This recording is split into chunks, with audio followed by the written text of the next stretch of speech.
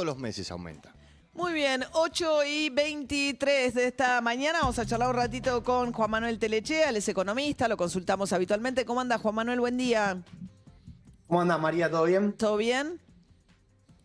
Bueno, están Todo tranquilo. los precios volando. Parece que no hay ancla, no aparece nada como decir, bueno, ¿no? La devaluación del 20% generó que subieran todos los demás dólares también, el dólar blue disparado, y eso genera un revoleo de precios impactante. Bueno, a ver si justamente, digamos, es imposible pensar que haya un ancla en este contexto. Podríamos mencionar ahí como única posibilidad el acuerdo de precios que acaban de lanzar ayer a última hora, en torno al 5%. Para pero precios justos, digamos, ¿no? sí. Para la carne, para los productos de precios justos, 5% durante 90 días, o Sí. sea, lo que no sabemos es el precio de entrada, porque esos son productos que estaban en el viejo programa, el programa venció Venció el domingo, sí. venció el domingo y entran, no sabemos respecto de ¿no? el precio anterior, o entrarán con un 5 nada Nosotros más. contábamos que ayer a la noche, no, anteayer a la noche, los supermercados remarcaron todos.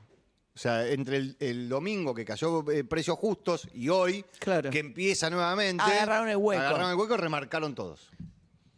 Claro, porque ahí, digamos, para poner también un poquito en contexto la medida, la cuestión ahí es que, por lo menos como lo interpreto yo, es que yo creo que la devaluación del 22% estaba pactada, es algo que el Fondo Monetario venía Exigió, reclamando hace sí. tiempo en sus informes. Lo que sí, y bueno, obviamente la dinámica de las reservas también mostraba que era el tipo de cambio, digamos, era insostenible, no se podía mantener esos niveles.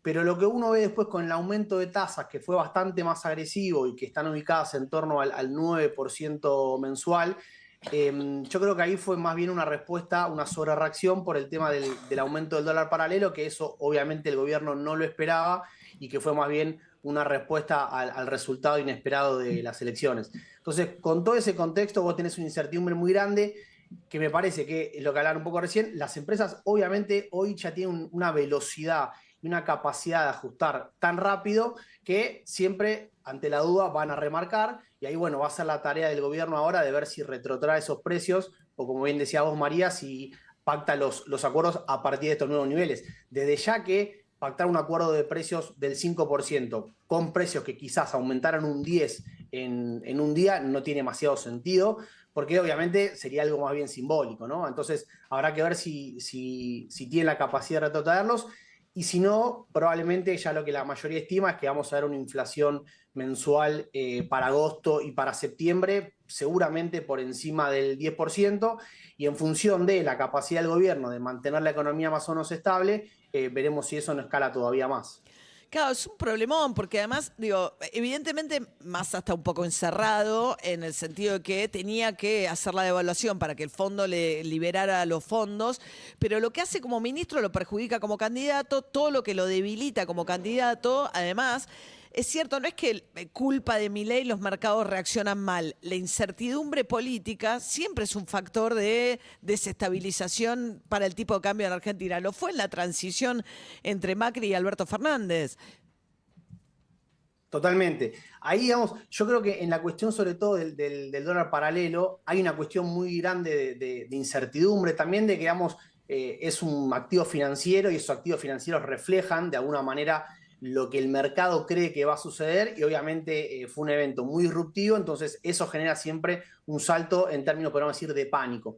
De todas maneras, también hay que aclarar que el hecho de que Milei haya salido primero y de que hoy se plantee como una posibilidad muy real de que sea presidente, la dolarización que él plantea, por lo menos con el panorama que tenemos hoy de reservas en el Banco Central, tendría que ser un tipo de cambio por encima de 1.000 pesos, mínimo, sí, para empezar a hablar. Entonces, obviamente que el mercado también lo que está diciendo es, bueno, mirá, si vamos hacia una dolarización, el valor del dólar a fin de año ya no va a ser el paralelo, como podría ser, por ejemplo, si ganara Bullrich, sino que ya estamos hablando de un dólar todavía superior, con lo cual eso también impacta al alza el paralelo, y todo ese combo es, digamos, una combinación letal sobre los precios, porque ya ni siquiera podemos hablar de esta discusión de si los precios están valuados al tipo de cambio oficial o al blue, porque como todo subió un 20%, el impacto va a ser, digamos, muy notorio. Ahora, un poco te mordés la cola, ¿no? Porque devalúas para que achique la brecha, que no esté tan atrasado el tipo de cambio, pero a estos niveles de inflación no te alcanza la devaluación.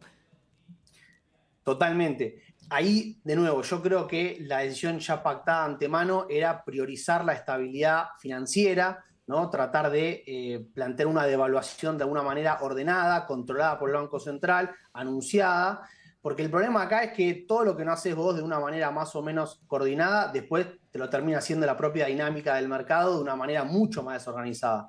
Entonces, como te decía antes, el Banco Central venía perdiendo muchísimas reservas en los últimos 2 meses, ya estaban en niveles negativos. Faltaba el desembolso del fondo, que había que justamente estar pendiente de la aprobación del directorio.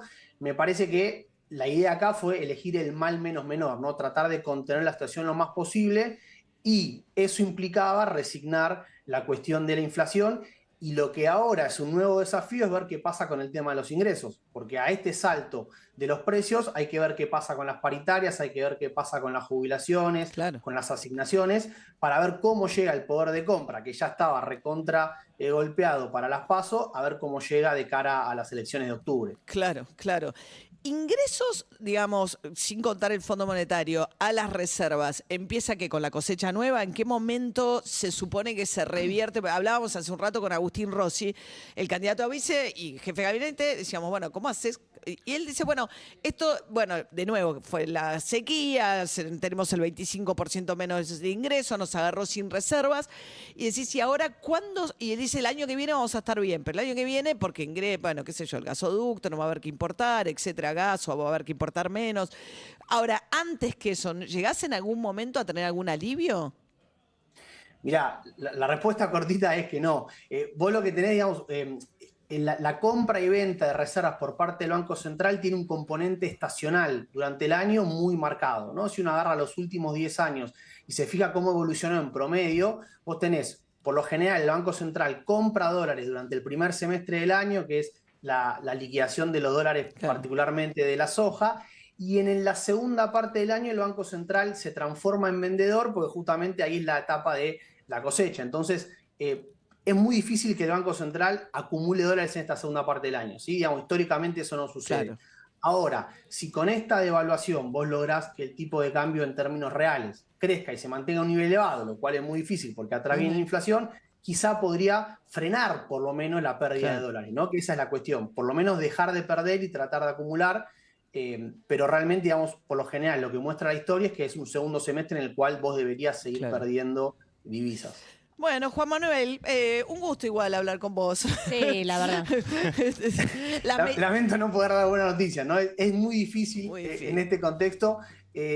Solamente, digamos, para tratar de ser un poquito optimista, como siempre, acá la cuestión es tratar de controlar la inflación, ¿no? Sí. Sin eso no hay manera de que esto funcione. La estrategia del gobierno básicamente es la de pegar un salto al tipo de cambio y mantenerlo fijo de acá a octubre. Y bueno, el gran desafío ahora es ver qué tanto eso se traslada a los precios para tratar de ver cómo llega el gobierno a las elecciones. Bueno, ¿durmieron bien las gemelas? Bárbaro. Yo me levanté 5:30, 6, pero ellas después las pude acomodar y volvieron a dormirse, así que yo me quedé acá despierto medio con insomnio y ellas siguen ahí durmiendo en la cama. Perfecto, bien. Qué maravilla. Bueno, gracias, Juan Manuel. ¿Cómo se te ocurre traer gemelas a este, Sí, a este contexto? Bueno, vamos a ver. Yo siempre fui un optimista, así que quizás en unos años, ya cuando estén un poquito más grandes, estamos un poco mejor. Tal cual. Juan Manuel Telechea, economista, muchas gracias. Muchas gracias a ustedes. Nos Hasta vemos. luego.